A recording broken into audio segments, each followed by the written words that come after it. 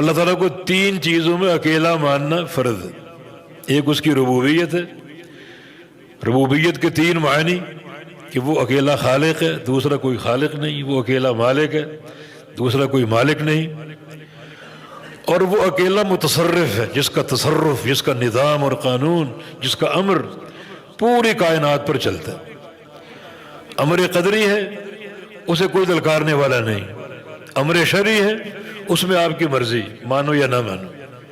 مان لو گے تو جنت ہے، نہیں مانو گے تو جہنم۔ اور امر جزائی ہے، وہ بھی اللہ کے فیصلے جو قیامت کے دن صادر ہوں گے۔ اللہ چاہے تو دنیا میں بھی فیصلہ صادر کر سکتا ہے، کسی بندے کو جزا دے سکتا ہے۔ قوم عاد کو مارا، قوم سمود کو مارا، قوم نوح کو غرق کر دیا، قوم لوط کو مارا، فیصلے کر سکتا ہے۔ اصل فیصلے قیامت کے دن صادر ہوں گے، اور وہ اکیلا رب کائنات صادر کرے گا۔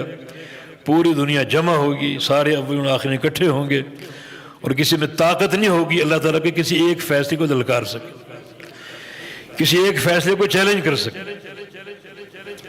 تو یہ ہے توحید ربوبیت۔ اس کا معنی کیا ہوا؟ خلاصہ ربوبیت کے تعلق سے اللہ تعالیٰ کو ایک ماننا ضروری، وہ رب ہے اور کوئی رب نہیں۔ مانا وہی پالنے والا ہے اور کوئی پالنے والا نہیں، وہ روزی دینے والا ہے اور کوئی روزی دینے والا نہیں، مشکلات حل کرنے والا ہے اور کوئی مشکل کشا نہیں، حاجتیں پوری کرنے والا اور کوئی حاجت روا نہیں۔ یہ بات نوٹ کر لو پوری قوت کے ساتھ، عقیدہ توحید نفی اور اثبات کے ساتھ، عقیدہ توحید نفی اور اثبات کے ساتھ۔ اثبات کا کیا معنی؟ اللہ رب ہے، اس کو رب ماننا۔ نفی کا کیا معنی؟ اس کے سوا کوئی رب نہیں ہے۔ اثبات کیا ہے؟ اللہ تعالیٰ مالک ہے۔ نفی کیا ہے؟ اس کے سوا کوئی مالک نہیں۔ ما یملکون من قطمیر، جن کو اللہ کے سوا پکارتے ہو وہ ایک قطمیر کے بھی مالک نہیں۔ قطمیر کیا ہے؟ کھجور نہیں، گٹھلی اس کی نہیں، گٹھلی کے اندر ایک دھاگا ہوتا ہے باریک سا، وہ قطمیر، اس کے بھی مالک نہیں۔ اللہ مالک اور کوئی مالک نہیں، اور اسی کا امر نافذ ہے، کسی اور کا امر نافذ نہیں۔ یہ معنی توحید ربوبیت کے۔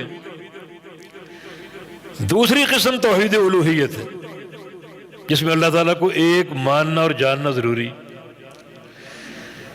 جس کا معنی اللہ تعالیٰ اکیلا معبود ہے۔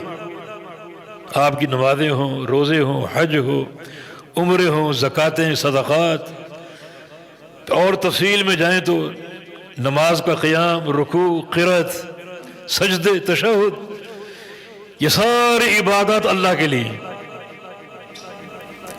کوئی عبادت غیر اللہ کے لیے جائز نہیں ہے، شرک ہے۔ بلکہ عبادت تو کیا، کسی عبادت کا ایک جز جو سوئی کے ناکے کے برابر ہو وہ بھی غیر اللہ کے لیے جائز نہیں۔ اکیلا اللہ معبود حق ہے، اور اگر تم نے کسی کو معبود بنا رکھا ہے تو وہ سارے معبودان باطل۔ وَإِلَٰهُكُمْ إِلَٰهٌ وَاحِدٌ لا الہ الا هو الرحمن الرحیم، تمہارا معبود ایک معبود ہے، واحد، اکیلا، باقی سارے معبود باطل۔ عربی لغت ہے نہیں، نبی علیہ السلام نے عربی لغت میں دعوت دی تھی اپنی قوم کو، عربی جانتے تھے۔ انہوں نے نبی علیہ السلام کی دعوت سے کیا سمجھا؟ آپ کوہ صفا پر کھڑے ہیں اور آپ کی پہلی دعوت ایھا الناس قولوا لا الہ الا اللہ تفلحوا، کہ لوگو لا الہ الا اللہ پڑھ لو فلاح پا جاؤ گے۔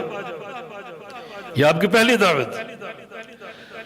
ہم اسے سمجھ نہیں پائیں گے ہماری اردو زبان یا پنجابی زبان، لیکن وہ عربی دان تھے، سمجھ گئے۔ کیا سمجھے وہ؟ انہوں نے اظہار کیا اجعل الآلہۃ الہا واحدا۔ یہ کیسی دعوت ہے؟ کہ کفار قریش کی بات ہے۔ اس کو اگر مان لیں تو اس کا معنی معبود صرف ایک ہی ہے۔ یہ ہمارے لات اور منات اور عزا خانہ کعبہ کے 360 خدا یہ کہاں جائیں گے؟ اس کا معنی ایک ہی اللہ، ایک ہی الہ ہے۔ فہم ان کا صحیح تھا، قرآن نے اس فہم کی تردید نہیں کی، صحیح سمجھے ہو، مانا نہیں، قبول نہیں کیا۔ آج قبول ہے، فہم نہیں۔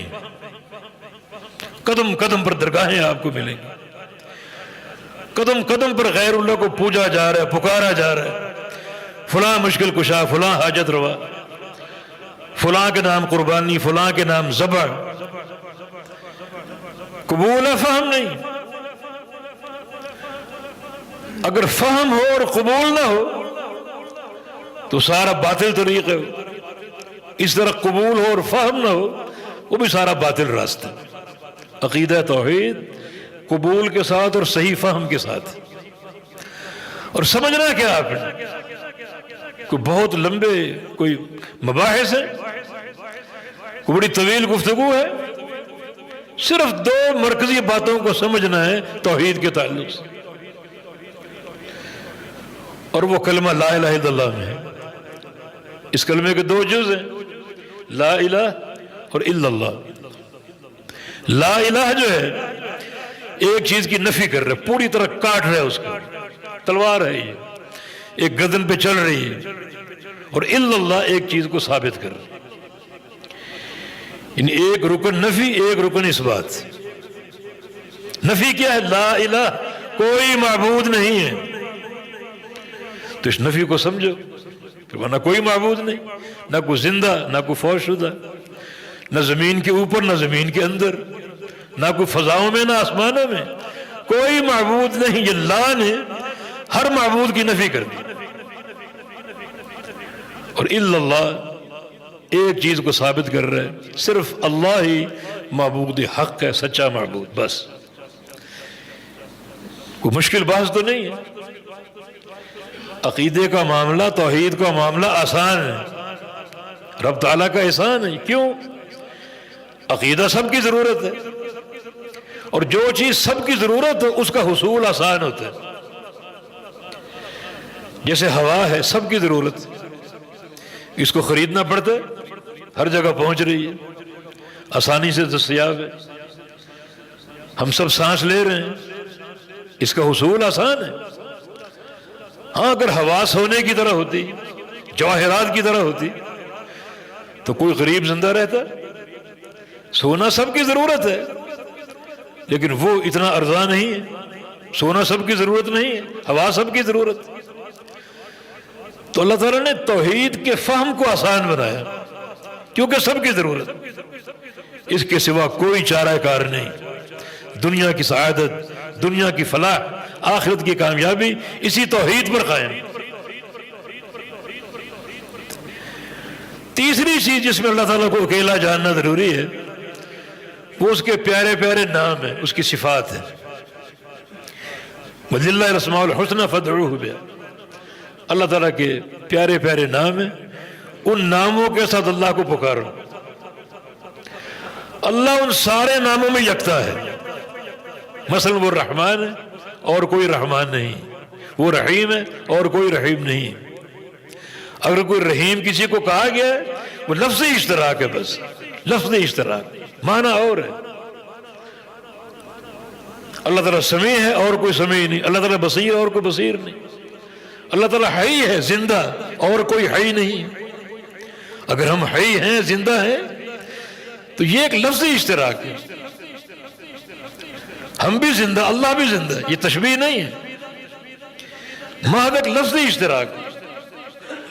ہم ایسے زندہ ہیں کہ ہم قبل اس کے کچھ نہیں تھے، معدوم تھے، معدوم تھے نا، پہلے نہیں تھے، پھر پیدا ہوئے۔ ایک وقت آئے گا کہ دنیا سے اٹھ جائیں گے، چلے جائیں گے، ختم ہو جائیں گے، زائل ہو جائیں گے۔ یہ ہماری حیات ہے، چند سال تک محدود ہے، اور حیات بھی ایسی، کبھی خوشی کبھی غمی، کبھی دکھ کبھی درد، کبھی آسانی کبھی تنگی، کبھی فقر کبھی تونگری، کبھی صحت اور کبھی بیماری۔ یہ ہماری حیات۔ کتنے نقائص ہیں اس میں، محدود سی زندگی.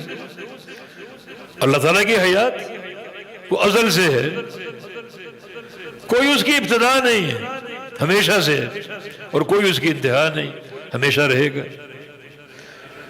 تو یہ حیات اور وہ حیات ایک ہے نہیں، یہ صرف لفظی اشتراک ہے.